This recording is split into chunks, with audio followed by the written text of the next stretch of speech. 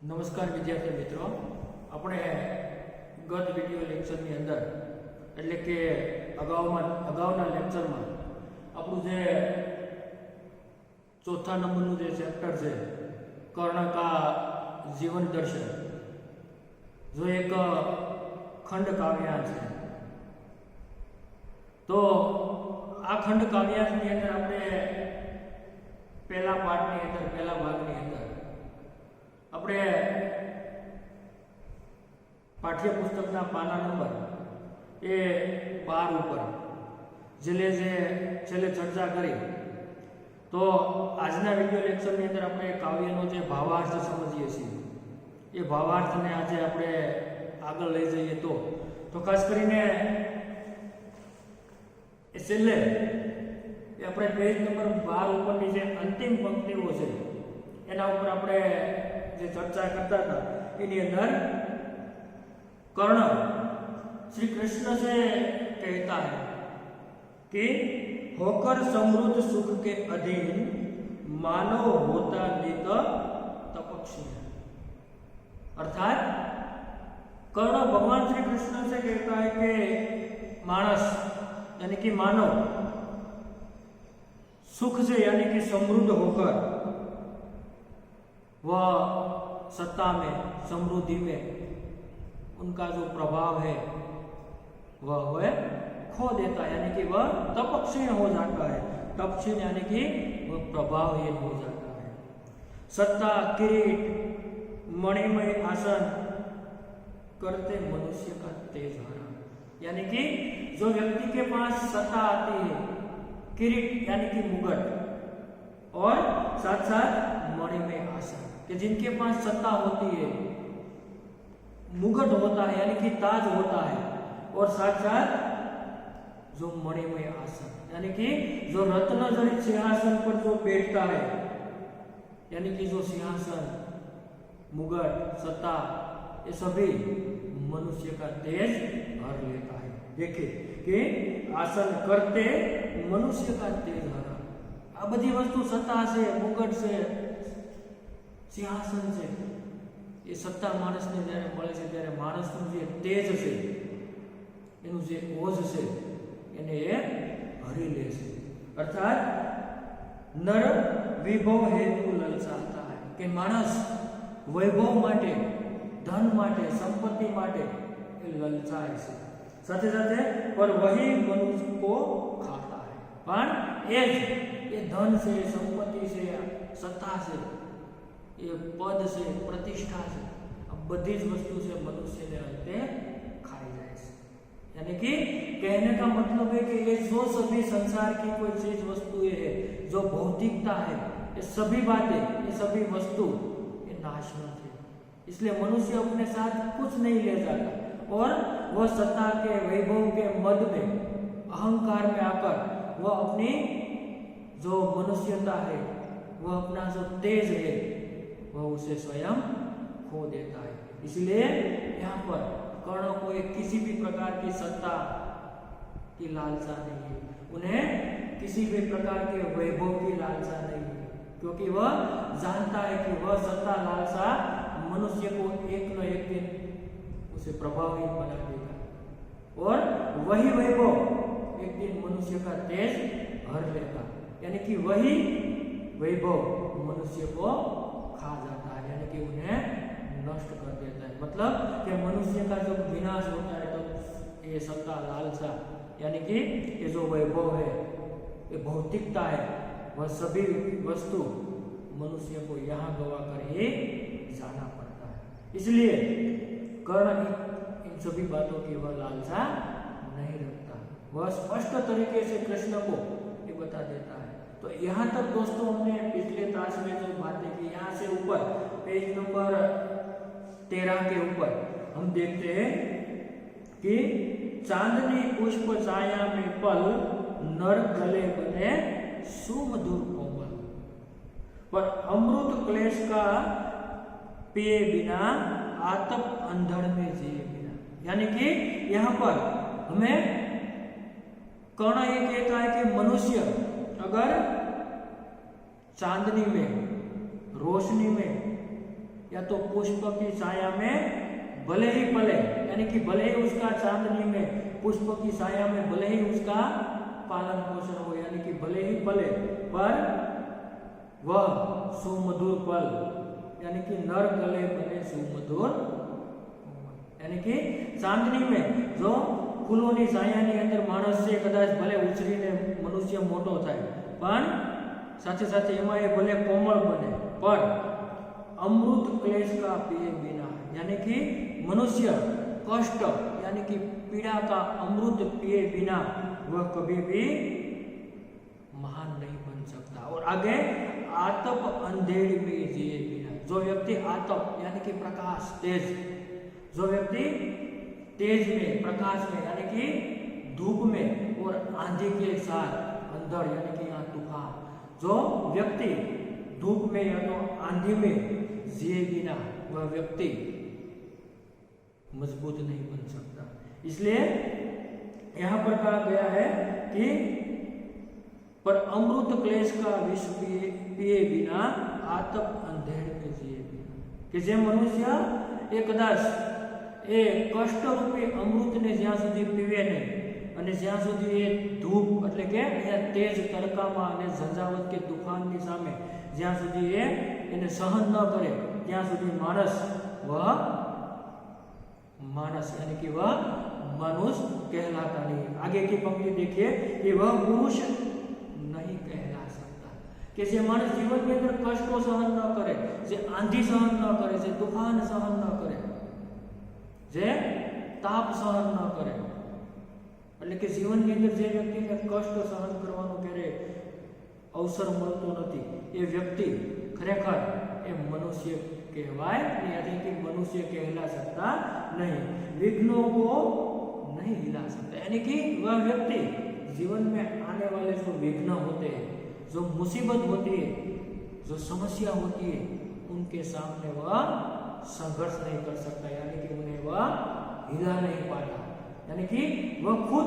मानसिक तरीके से उनका खुद का जब तक मजबूत मनोबल यानी कि दृढ़ मनोबल नहीं हो पाता तभी तक वह समस्याओं का यानी कि सामना जो संघर्ष होता संघर्षशील वह कभी भी नहीं बन पाता। अर्थात यहाँ पर कवि कहना चाहता है कि मनुष्य कदाच ये चांदनी અને ફૂલોની છાયામાં કદાચ ઉછરીને એ મનુષ્ય કદાચ ભલે સુંદર લાગે, ભલે કોમળ લાગે, પરંતુ જ્યાં સુધી કષ્ટોનું અમૃત એટલે કે દુઃખનું અમૃત એ જ્યાં સુધી સહન નહીં કરે, જ્યાં સુધી તડકો કે તોફાનને જ્યાં સુધી એ સહન નહીં કરી શકે ત્યાં સુધી એ પુરુષ એ ક્યારે પુરુષ કહેવાય નહીં, અને ત્યાં સુધી એ પોતાના જીવનની અંદર આવતી જે સમસ્યા છે, જે વિઘ્નો છે એને ક્યારે પણ એ પાર કરી શકતો નથી। એટલે કે માણસે સંઘર્ષિત બનવા માટે પોતે मानसिक रीते मजबूत बनવું પડે, જ્યાં સુધી એ માનસિક રીતે ઘડાતો નથી ત્યાં સુધી એ જીવનની અંદર આવતા વિઘ્નો છે, જે સમસ્યાઓ છે એનો એ સામનો કરી શકતો નથી। એ જ રીતે આગળની પંક્તિમાં જો કે ઉડતે जो झंझावातों में पीते जो वारी प्रपातों, यानी कि जो झंझावातों के साथ यानी कि जो झंझावात यानी कि तूफान, जो तूफानों में उड़ते हैं, पीते हैं वारी प्रपातों के, वारी यानी कि पानी, और प्रपात, प्रपात का मतलब होगा जो झरना, पानी का जो बहता झरना है, यानी कि यहाँ पर कवि कहता है कि भाई जो व्यक्ति आंधी और तूफानों में उठते हैं और बहते झरने के जो पानी पीते हैं, सारा आकाश अयन जिसका, अयन यानी कि घर, कि आखू आकाश जेनु घर से। दोस्तों ये शब्द यहाँ पर लिख लेते हैं कि भाई प्रपात यानी कि झरना, जो शब्दार्थ है प्रपात, झरना, अयन यानी कि आकाश। तो इसी प्रकार उसके बाद झंझावात यानी कि तूफान, कि यहाँ पर कवि कहना चाहते हैं कि जो झंझावात से यानी कि आंधी तूफान से वो आंधी या तूफान में जो उठते हैं और जो झरने का पानी पीता है, वारी यानी कि पानी वो भी यहाँ पर लिखते हैं।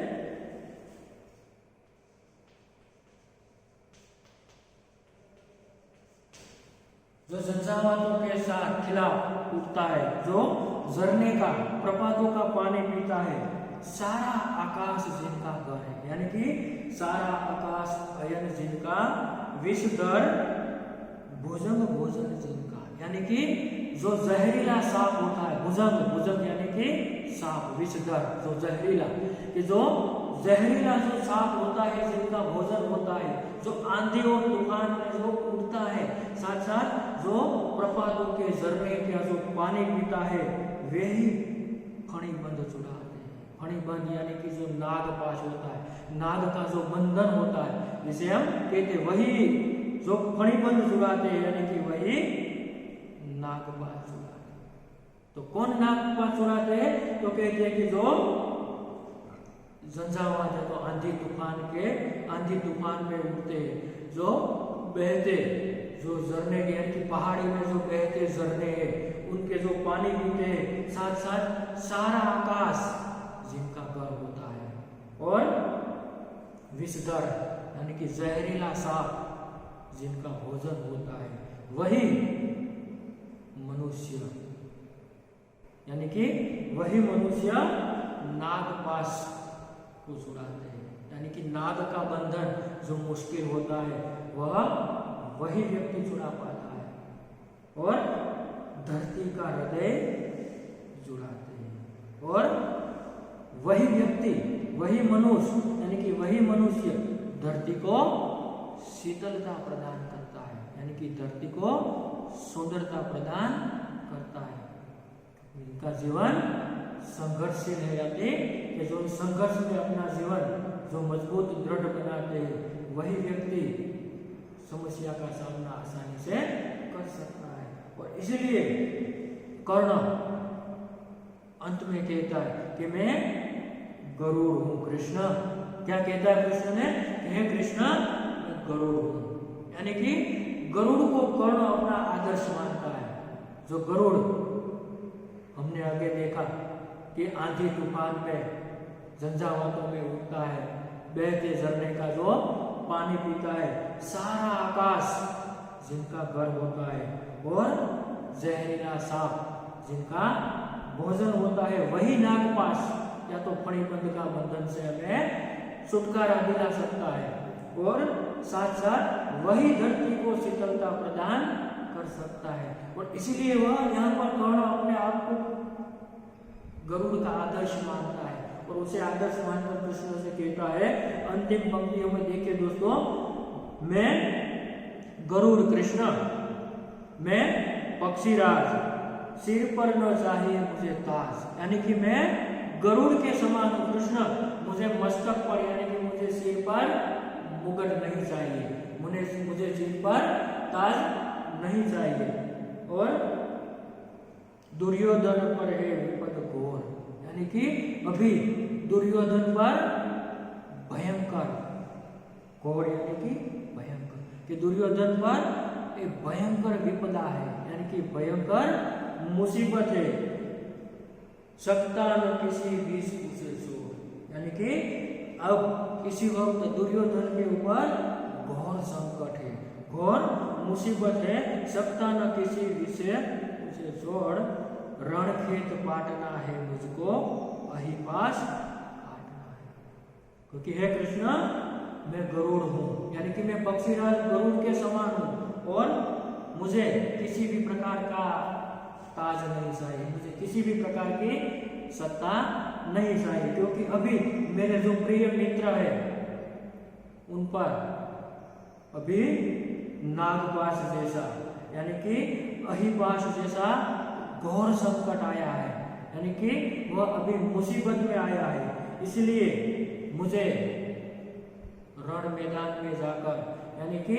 मुझे युद्ध में जाकर रणखेत पाटना है मुझको, यानी कि मुझे रण मैदान में उतरना है और अहिपाश काटना है मुझको, यानी कि दुर्योधन के जीवन में आई हुई जो मुसीबत रूपी जो फणीबंध है, अहिपास है, जैसे इस मुसीबत रूपी बंधन में आज दुर्योधन बंधे हुए हैं, तो उसके लिए, उसकी सहायता के लिए, यानी कि उनकी मदद के लिए मुझे युद्ध में उतरना है और मेरे मित्र दुर्योधन की मुझे रक्षा करनी है। मुझे किसी भी प्रकार की सत्ता, मुगट या तो वैभव की मुझे कोई लालसा नहीं, कारण कि मारे दुर्योधन नागपाशने कापो जे जीवनની અંદર એને હું ક્યારે છોડી શકું નહીં। सकता न किसी विष्णु से छोड़, यानी कि गरुड़ ज सापना बंधन थी छुटकारो आपी શકે। અને અહીંયા આ दुर्योधन छोरी આ કર્ણ છે, અહીંયા ગરુડનું પ્રતીક છે। અને છેલ્લી ક્ષણે કોઈ પણ પ્રકારની વિપરીત પરિસ્થિતિની અંદર પણ પોતે રાજપાટ, સત્તા કે એની કોઈ પણ પ્રકારની લાલસાની અંદર આવ્યા વગર તે માત્ર ને માત્ર પોતાના મિત્ર દુર્યોધનના જીવનની અંદર આવેલી જે મુસીબત છે, જે સંકટ છે, એ સંકટની અંદર એમના માટે, પોતાના પ્રિય મિત્ર માટે યુદ્ધની અંદર પોતે ઉતરવા માંગે છે। तो दोस्तों यहाँ पर ये जो काव्य का जो भावार्थ है, यानी कि जो काव्य की जो समझ है, वो यहाँ पर हम पूर्ण करते हैं। और अंत में फिर से एक बार ये काव्य के बाद जो महत्वपूर्ण बातें हम आपके सामने रखने का प्रयास करते हैं। तो प्रमुख तो है यहाँ पर जो काव्य का शीर्षक हमें कर्ण का जीवन दर्शन दिया है। इसमें मूलतः जो हमने अगले क्लास में भी बताया कि भगवान श्री कृष्ण कर्ण को पांडवों के पक्ष में लाने के लिए, उसे मनाने के लिए जाते हैं, तभी भगवान श्री कृष्ण कर्ण को भोग यानी कि वैभव, राजपाट, सिंहासन आदि सभी बातों की उन्हें प्रलोभन देते, उन्हें लालसा देते। तो उसके प्रत्युत्तर में कर्ण अपनी महानता का यहाँ पर अपने जीवन की जो महानता है उसे दर्शन कराता है। एक एक बात पर कृष्ण को वह प्रत्युत्तर देता है कि भोग, विलास, वैभव, सत्ता, संपत्ति ये मेरे काम की नहीं। मैं तो दुखी या तो दरिद्र लोगों की सेवा करना चाहता हूँ। जो मैं मेरे धन संपत्ति या तो जो हीरा माणिक जो कुछ मैंने प्राप्त किया है वह मैंने दरिद्र जनों के लिए, दुखी लोगों को बांटने के लिए मेरे मुझ जैसा व्यक्ति उन्हें प्राप्त करता है। मुझे कुछ भी इन सभी वस्तु के प्रति किसी भी प्रकार की लालसा नहीं है। मुझे अपने खुद के जीवन की भी परवाह नहीं है। और मैं ये संपत्ति, ये वैभव, ये कुछ क्षणों के लिए होता है। जो मनुष्य उसे पा लेता है वह उन्हें थोड़े बहुत समय तक उन्हें हंसी खुशी आनंद प्रमोद देता है। बाद में वही धन, वही संपत्ति, वही विलास मनुष्य का तेज भर लेता है, यानी कि वह मनुष्य को प्रभावहीन बना देता है। इसलिए मुझे किसी भी बातों की आवश्यकता नहीं है। और अंत में जो अपना मित्र धर्म है उसे निभाने के लिए कृष्ण को वो प्रत्युत्तर के रूप में कह देता है कि आज मेरा मित्र जो दुर्योधन है घोर संकट में है, मुसीबत में है, और मुझे किसी भी प्रकार का ताज या तो सत्ता नहीं चाहिए। अब मैं उनकी सहायता के लिए उनका जो नागपाश रूपी जो बंधन है, जो घोर समस्या उनके सामने खड़ी है, उसमें मैं उसकी सहायता करना चाहता हूँ। यानी कि मैं युद्ध मैदान में, यानी कि रण मैदान में मैं उतरना चाहता हूँ, क्योंकि मैं गरुड़ को अपना आदर्श मानता हूँ। जिस प्रकार गरुड़ आंधी और तूफान के साथ टकराकर उन्हें झेलता है, तेज धूप में उठता है, यानी कि पहाड़ी प्रदेश में जो बहते झरने का पानी पीता है, और जहरीला सांप जिसका भोजन है, तो मैं उसी प्रकार गरुड़ को अपना आदर्श मानता हूँ और मैं ये सभी प्रकार की कोई वैभव सुख सुविधा उन्हें मैं प्राप्त करना नहीं चाहता हूँ। और अंत में इसी प्रकार कहता है कि मैं कर्ण की सहायता के लिए, यानी कि जो मैं दुर्योधन मेरा प्रिय मित्र है, दोस्त है, उनके लिए मैं अपना प्राण तक न्योछावर करने के लिए तैयार हूँ। यानी कि मैं दुर्योधन को अहिपास से, यानी कि नागपाश से मैं छुड़ाना चाहता हूँ। तो दोस्तों अंत में कह सकते हैं कि एक कर्ण की जो जीवन की ये महानता है, और कर्ण हमारे भारतवर्ष में एक ऐसा पात्र है, एक ऐसा चरित्र है कि जिन्हें युगों युगों तक एक महान योद्धा, यानी कि एक महान दानवीर, एक महान या तो श्रेष्ठ मित्र के रूप में ये महान चरित्र को हमारे भारतवर्ष में उसे युगों युगों तक उसकी अमर गाथा ये गाई जाएगी और उन्हें याद किया जाएगा। तो इसी प्रकार ये कर्ण के जीवन दर्शन का जो एक खंड काव्यांश था, जिसका हमने यहाँ पर भावार्थ यानी कि कविता की हमने यहाँ पर समझ दोस्तों ये प्राप्त की। तो मैं मानता हूँ कि आपको ये वीडियो देखकर ये काव्य की जो समझ है, यानी कि आपको ये काव्य पूरी तरह से समझ में आ जाएगा। और इसके बाद कुछ स्वाध्याय के प्रश्न है, उसकी भी हम साथ साथ थोड़ी चर्चा कर लेते हैं दोस्तों, कि भाई स्वाध्याय के पहले प्रश्न में मुझसे स्वर में पढ़िए और वाक्य में प्रयोग कीजिए। तो दोस्तों यहाँ पर कुछ शब्द जो ये दिए गए हैं कि अत्यल्प, જે શબ્દ ખાસ કરીને એનો અર્થ એ જણાવી અને તમારે એનો વાક્યનો પ્રયોગ છે, જે આપણે અગાઉ પણ 8મા ધોરણમાં 9મા ધોરણમાં તમે એ વાક્ય પ્રયોગો શબ્દના આધારે કરતા આપણને વ્યવસ્થિત રીતે એ આપણે કરી શકીએ છીએ। એટલે મિત્રો આ શબ્દનો પ્રયોગ કરીને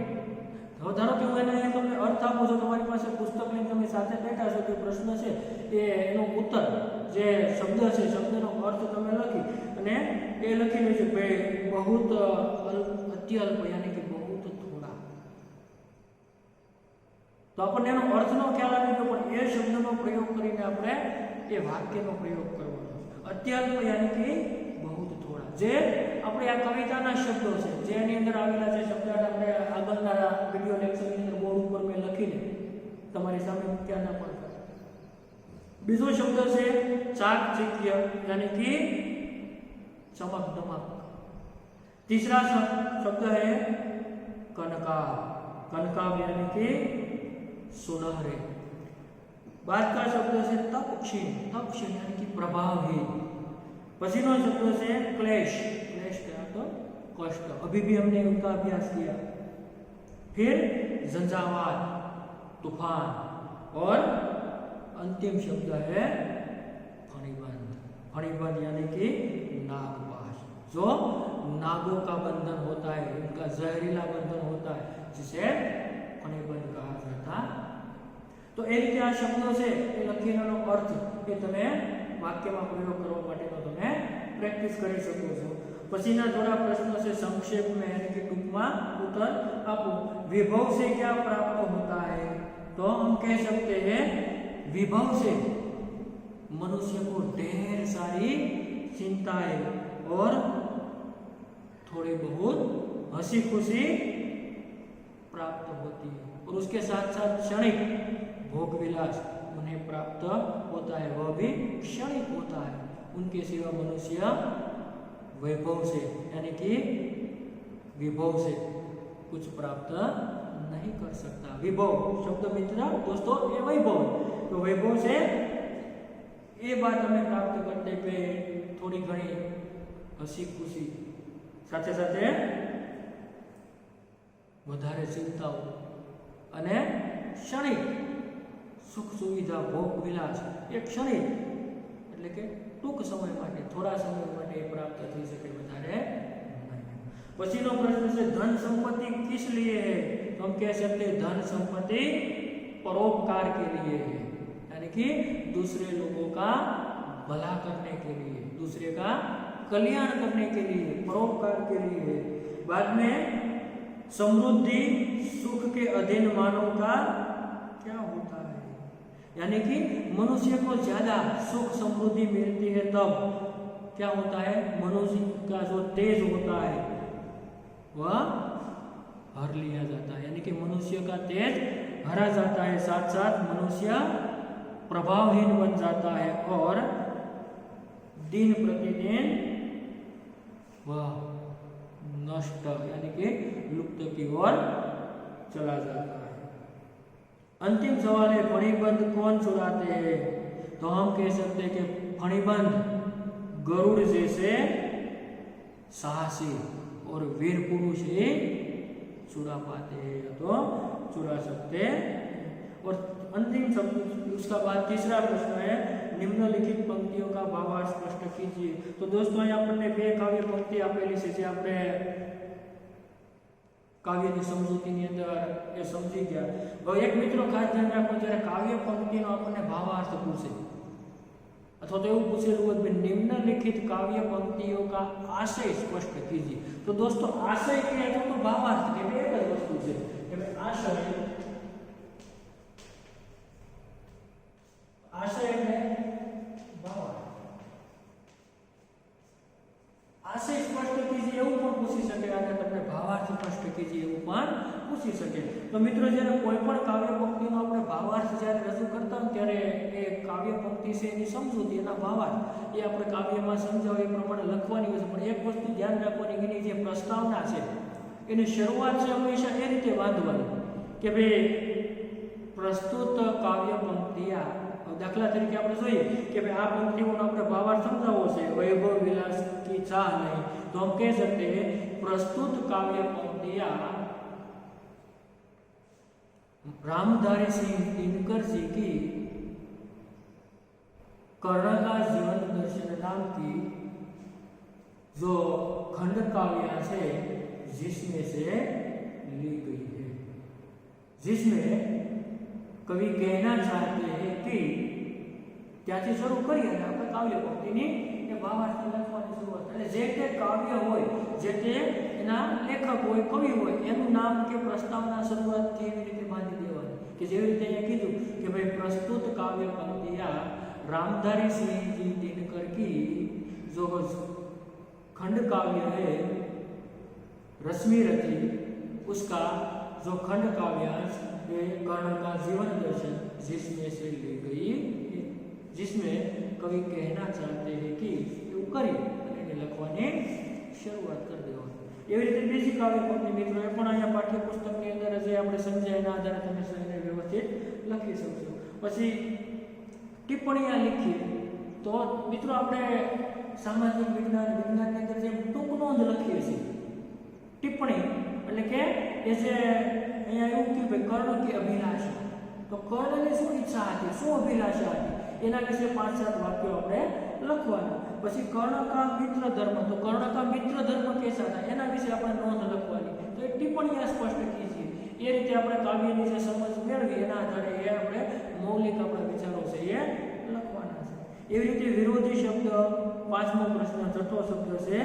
સમાનાર્થી શબ્દ। તો મિત્રો જ્યારે અગલા વિડિયો લેક્ચરની અંદર વિરોધી શબ્દ અને સમાનાર્થી શબ્દો મેં બોર્ડ ઉપર તમને જે આ પાઠની અંદર પ્રમુખ આપવામાં આવ્યા છે તે અઘરા જે શબ્દો હતા એ બધી વસ્તુ લખીને તમને મેં આપ્યા હતા, જે તમે એ વિડિયો લેક્ચરની અંદરથી તમે એને સમજી લીધા હશે। તો અહીંયા આ વિડિયો લેક્ચરની અંદર આપણે આ કાવ્યને અહીંયા એ પૂર્ણ કરીએ છીએ અને ખાસ કરીને આ કાવ્યની સાથે તમારું જે આ ચોથા ચેપ્ટરનું જે સ્ટડી મટીરિયલ છે એ આ વિડિયો લેક્ચરની સાથે આવશે। પણ એની અંદર ખાસ કરીને એક સૂચના હશે, એક નોંધ હશે, આ ખાસ ધ્યાન રાખવાનું કે મિત્રો સ્ટડી મટીરિયલ્સ એ વસ્તુ છે તમે જ્યારે આ વિડિયો લેક્ચર જોયા પછી એ વધારાના અભ્યાસ માટે સ્ટડી મટીરિયલ્સ તમને એ વાંચવા માટેનું એ વધારે હોય, પણ તમારે જે બાકી બુકની અંદર લખવાનું છે ને એ આપણા પાઠ્યપુસ્તકની અંદર જે સ્વાધ્યાયની અંદર જે આપેલા પ્રશ્નો છે એ સ્વાધ્યાયની અંદર આપેલા તમામ પ્રશ્નો છે એને આપણે બાકી બુકની અંદર લખવાના છે, આ ખાસ ધ્યાન રાખજો। પછી સ્ટડી મટીરિયલની અંદર તમામ પ્રકારના પ્રશ્નો છે મિત્રો, કે જેની અંદર ખાસ કરીને વિસ્તારપૂર્વકના પ્રશ્નો છે, 2-3 વાક્યવાળા પ્રશ્નો છે, 1-2 વાક્યવાળા પ્રશ્નો છે, ક્યાંક ખાલી જગ્યાઓ હશે, એ સિવાયના અન્ય પ્રશ્નો છે, વ્યાકરણલક્ષી પ્રશ્નો પણ હશે. પણ એ બધી વસ્તુ તમારા વધારે અભ્યાસ માટે, કાવ્યને વિશેષ ઊંડાણપૂર્વકની સમજૂતી માટે એ સ્ટડી મટીરિયલની અંદર મૂકવામાં તમને એ આપવામાં આવશે. પણ ખાસ એ ધ્યાન રાખજો કે તમારે જે લખવાનું છે પાકી બુકની અંદર, એમાં નોંધ પણ આપેલી છે. પાકી બુકની અંદર તમારે સ્વાધ્યાયની અંદર આવતા જે જરૂરી પ્રશ્નો છે આપણા પાઠ્યપુસ્તકના, એ તમામ પ્રશ્નો છે એ આપણે પાકી બુકમાં સારા અક્ષરે વ્યવસ્થિત લખવાનું છે. અને બાકીનું જે સ્ટડી મટીરિયલ છે એને આપણે વાંચવા માટે છે. જે એક વખતે કાવ્ય તમે વિડીયો લેક્ચર જોયા પછી આખું સ્ટડી મટીરિયલ ધ્યાનથી એ શાંતિથી વ્યવસ્થિત વાંચી લો, કે જેથી કરીને તમને આખા કાવ્યની અંદર અહીંથી વિડીયો લેક્ચરમાં તમે સમજ્યા અને એ વાંચો એટલે સંપૂર્ણ રીતે આખું જે વિષય વસ્તુ છે, આખું ચેપ્ટર છે એને તમે સારી રીતે અને લાંબા સમય સુધી એ સમજીને યાદ રાખી શકો. એવા એક પ્રયાસ રૂપે તમને વધારાનું સ્ટડી મટીરિયલ છે હવેથી આપવામાં આવશે. આ મિત્રો ખાસ ધ્યાન રાખજો. તો અહીંયા આપણો આ બીજો વિડીયો લેક્ચર છે, આ કાવ્ય છે જો તો આપણે પૂર્ણ કરીએ છીએ. હવે પછીના નેક્સ્ટ વિડીયો લેક્ચરની અંદર આપણે આગળના નવા ચેપ્ટરની અંદર, નવા ટોપિકની અંદર મળીશું.